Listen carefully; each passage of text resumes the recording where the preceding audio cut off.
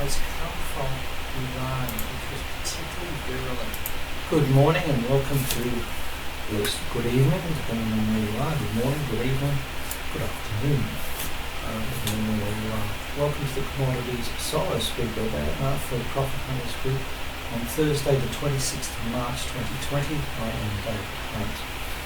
Remember, this is disclaimer and warning. This is general advice only by Best Trading Proprietary Limited, a corporate authorizer at AR 289519 of Alpha Securities, AFSL 330757. This is general advice and does not constitute financial product advice and does not take into account the investment objectives, financial situations or needs. You should, prior to seeking advice from the Best Trading Proprietary Limited, you should obtain and consider your broker's FSG and consider the product disclosure statement issued by available from alphasecurities.com.au/FSG or profithunters.com.au. We've had some long-term bear pause warnings on 2-year notes, 5-year notes, cocoa, Eurodollar futures, interest rates, gold, and rough rice, and sugar. These have been running for a while, and sugar has pretty well collapsed in a big way.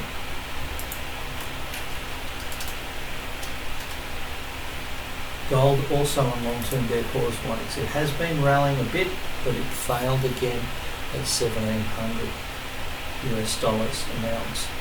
We have short-term bear pause warnings in Eurodollar, German Schatz, which is a bond, and soy meal. We have long-term bullhorns warnings in copper, heating oil, Kansas wheat, live cattle, natural gas, and palladium. We have short-term bullhorn warnings in cocoa, crude oil, feeder cattle, wheat, live cattle, lean hogs, oats, palladium, platinum, RBOB, gasoline, sugar, and soybeans and soybean oil. In wheat, we are still short and not very happy.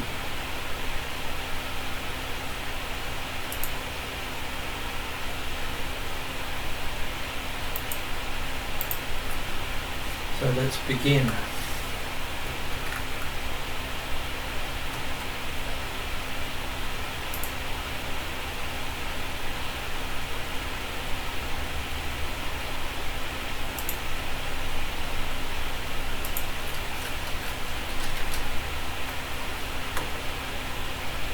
Baltic Dry Index.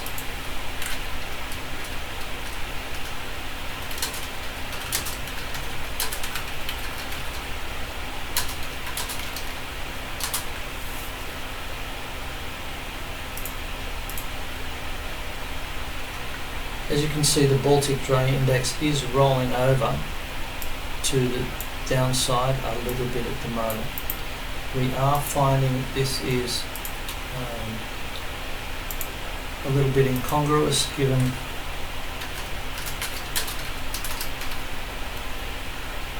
that all traders shut down. Now we do know that China's factories are reopening.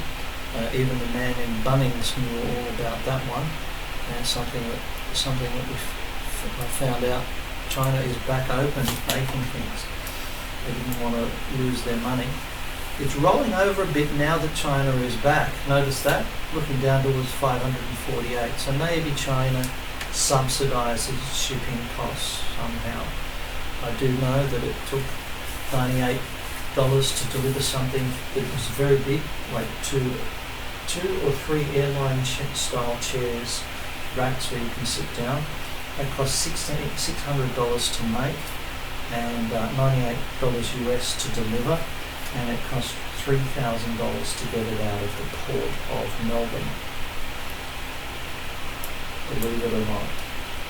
Quite disturbing to find out that our costs outweigh anything that the Chinese can make and ship.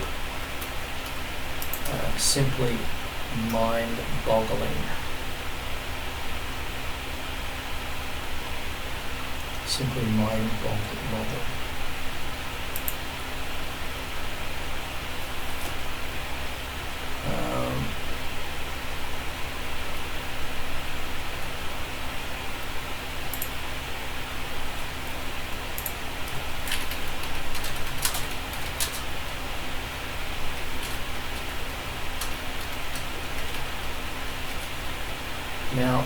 let's have a look at the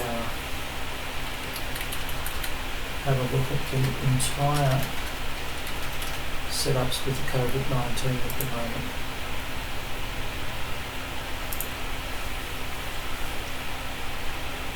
What's going on in the world? Well, we're getting an acceleration. China, if it really did do this, created a miracle. Unfortunately, dealing with the rest of the world and people in China as well, I'm sure they didn't test 1.4 billion people. And to be 81 million and only 56 cases per 1 million population seems like a miracle to me. Switzerland has 1,259 cases per million of population, which is probably the highest ranking. Let's have a look at that. Oh, San Marino has the highest ranking. The Vatican City with 4 cases is the next highest. Faroe Islands 2,700. Andorra, because these are small population countries, but Switzerland, of all the big populations, 1,259. Italy is next.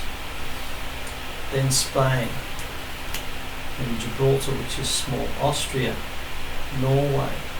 These are all really well looked after countries medically. Iran is top on the list. St. Bart's, there's 3 out of a small amount, I would imagine. Portugal, where's Australia? USA 190, Martinique, Australia. So if we look at it that way of looking at cases per population, then we've got total deaths per 1 million population. You can see how critical it is in Italy. Italy's way up there in the dark. San Marino is an outlier, having had 21 deaths out of 187. It's really a subset of Italy. So it's inside Italy, San Marino. Italy really is outstanding. Its virus and Spanish virus and Iranian virus, in my opinion, are very amazing. It's a different style of virus, in my opinion. So a big uptick. When we look at China, China's probably way down the list. So they've done a miracle if it's true. Is it true? We don't know. It's just hard to know whether it's true. Anyway, the amount of total deaths, biggest total deaths is in Italy, Spain, China, Iran. Used to be Korea, and Korea was high on the list with lots of cases. Korea seems to have got it under control. How that works, I don't know.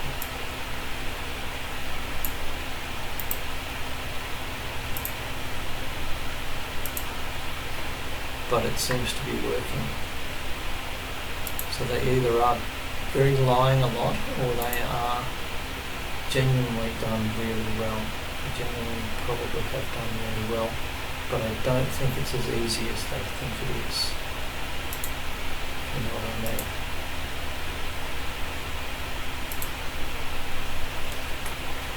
Let's move on. Let's have a look at the commodities.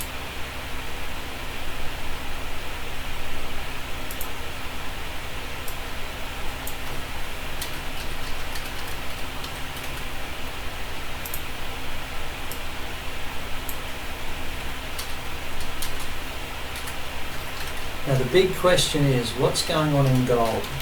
And I received a big question from one of my customers, Sam, long-term customer, and he asked today, in today's question, about gold. And where's that? Okay, so Sam asked on gold short-term, medium term, long, did anything change overnight? And this was the question. And yesterday I was saying, for gold members of Profit Hunter Group, did anything change overnight? And I want to look closely at this. That's from Sam. Let's see.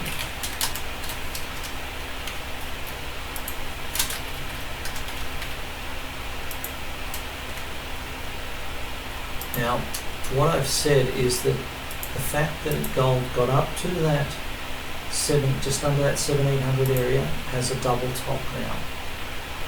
It reached into that area. So I said it should probably come back down to about 1560 or 1549. That still sounds like the right thing to do.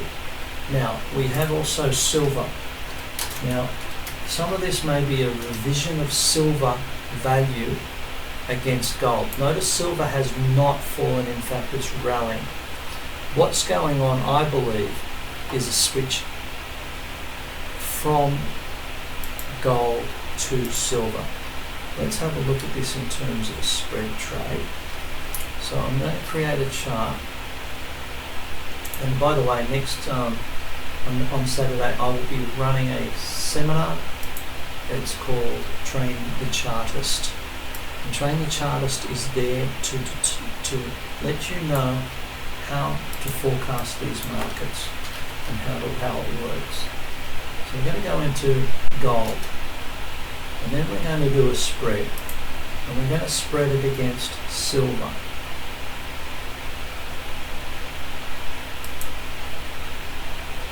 We're going to divide the silver price into gold.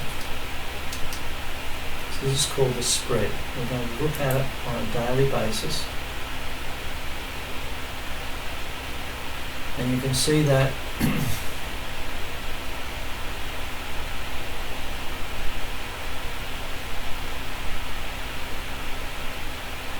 gold has gone berserk on the upside, and now we're getting a correction.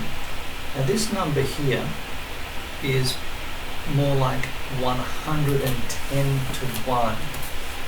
So 110 to 1, because it's $15 for silver and currently $1,600 for gold. So I don't know why this maths has come out like that, but nonetheless, probably needs to come back down to around about 1. So that would see ratio of 100. So that would be saying if silver is at $15, gold should be at $1,500. And that's vice versa. So this is a correction in the gold-silver ratio. Silver is starting to find a lot more friends. So if you like silver, that's good. At the moment, I'd rather be selling gold and buying silver. Now let's look at the bonds. Now the bonds should have been bought last night because it's been bought by the Fed. Whoa, we've been looking for just above 183 to around that 183 area. The rally and the buying of bonds by the Federal Reserve is running out of pace. If I was the Chinese, I'd be selling every government bond from the US back to the US government and getting out of the US, because they're going to be selling so much bonds that it will kill the bond market. If I was them, I'd be getting out quite clearly. We had a wonderful PHG trade, which gave us some great profits in the 10-year notes, and then we thought about it. We went long again. I think we took a bit of profit on the next one up. At the moment, I'm not keen to be too into the bonds. I'm just not interested. 10 years or the 30 years. Let's see if the 10 years is different, and at the moment it is not. I could see this back down to 135.5. Let's talk about copper. Anyone in the room, if you want to give me a question, that's okay. And just remember the PHG trades tables are sitting on at profithunters.com.au. If you want to have a look at that, and if you want to register an interest for the Train the Chartist webinar on Saturday. Looking up to $2.32 and up to $2.36 if it breaks above $2.25 for copper. For nickel, at the moment it's been flatlining. I think maybe that market is shut down due to coronavirus, just the way that it looks. Now palladium has been the biggest pullback we've seen. It's almost cut itself in half, and it's followed itself by the biggest rally that we've seen. as China retools, starting to make things. So, boom, it's gone up nearly 50% in 2 days. That's just unbelievable. We have got the biggest volatility that we have ever seen in a lot of these markets. If you did luck into getting that trade, have a stop loss at 1940. Platinum. This also will start a bit of a run up. We'll play catch up with palladium, looking for 861 to 840 on there. If you are long, have a stop loss below 670. Coffee. We have been long coffee call options, and we've been looking for higher and higher targets, and at the moment we are making very good money on those call options. We rolled them from March to May, and we're just sitting there looking pretty. Not soybeans, but sugar. Sugar has had a terrible decline. It's now in corrective mode. It should do some fiddling back up to around about $12.25. Not that there's probably another move now. Orange juice. We've been buying orange juice, and we'll have a look at this on the PHG trades table.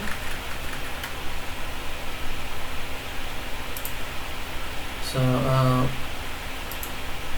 orange juice, we're long on a break on dips to 94.44. Stock was at 104 recently. We've had targets to 121.86. So currently it's gone to 121.20. Let's have a look at this coffee. So orange juice.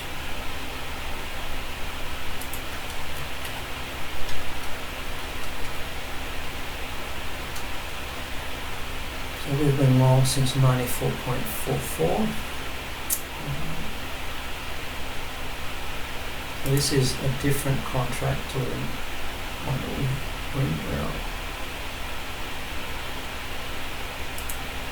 we've rolled this out. 94.44 from here to here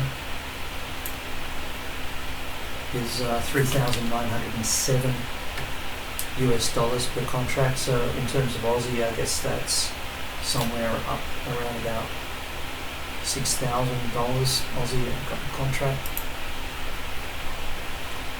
And all we need to do now is to raise our stop loss up to 112. Very nice trade, worth the effort there. Cocoa, we'll have a look at. We got long on 2202. It was filled at 2202. We look to buy at 2182. We didn't get it. I don't think we got a chance to get into that other quarter. Because everything's so volatile, we've been trading a little bit more conservatively.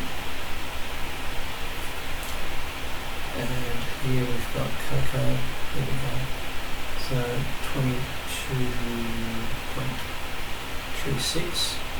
So haven't been filled on that one. Let's see. Still May contract.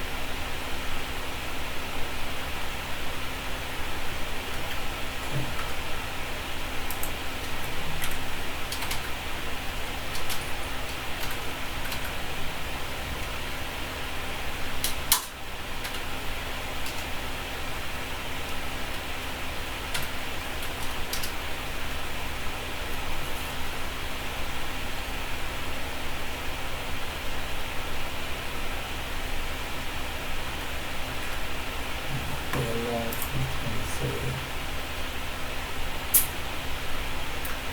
Stop.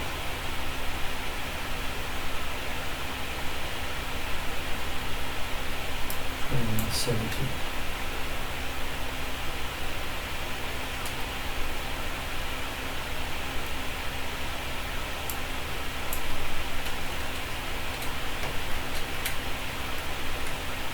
Natural gas, we Looking to buy a break above 1.711.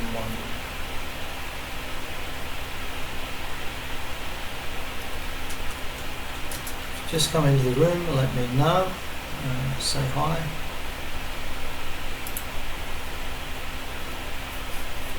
Looking at natural gas. Throw it open to questions and commodities.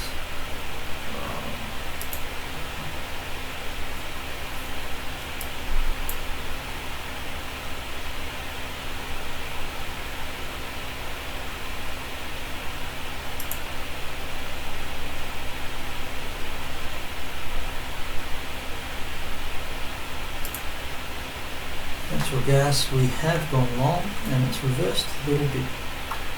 Okay.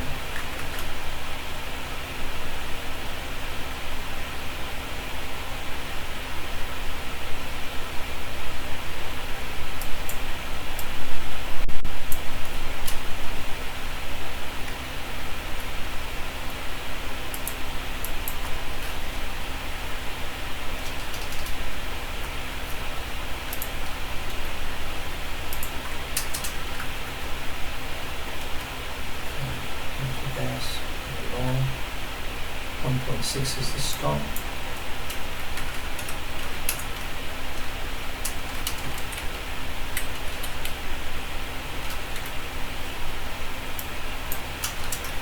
Entered.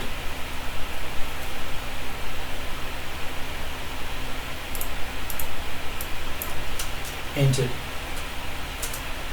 So at the moment 1.6, I'm happy to leave that there. I don't think there's any need to bring it any higher. Cotton, that was something that I think is going to start to be useful. Still in that triangle, still needs some more resolution.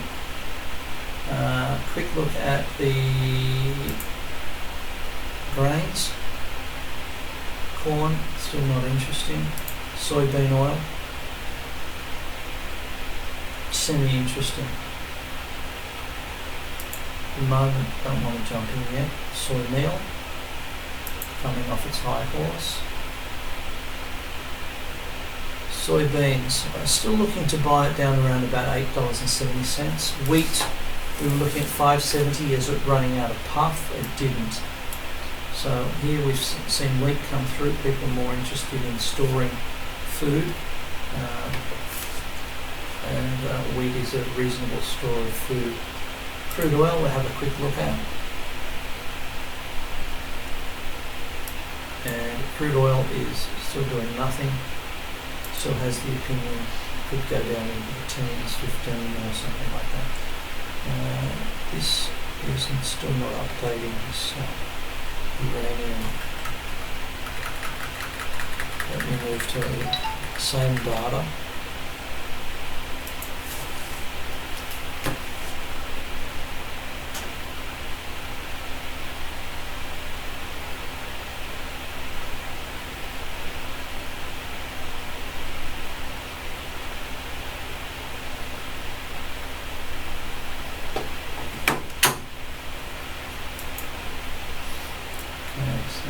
It's the same data, but it displays. It's kind of weird.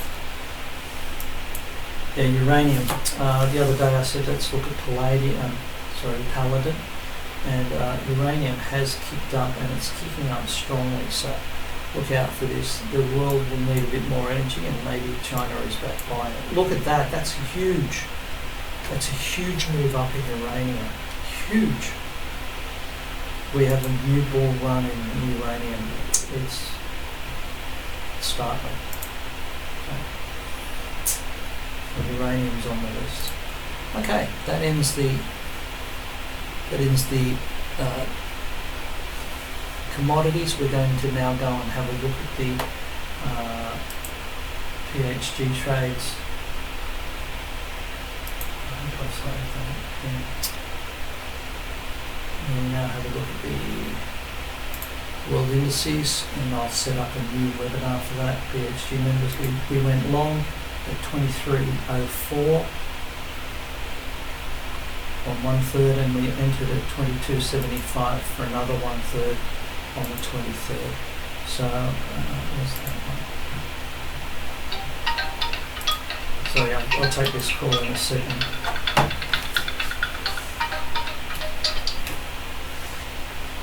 One moment. Just give me a second. Okay, I'll talk to you. I'll set up the other webinar. That'll be in about 5 minutes once I've finished this call. Thanks everyone. See you.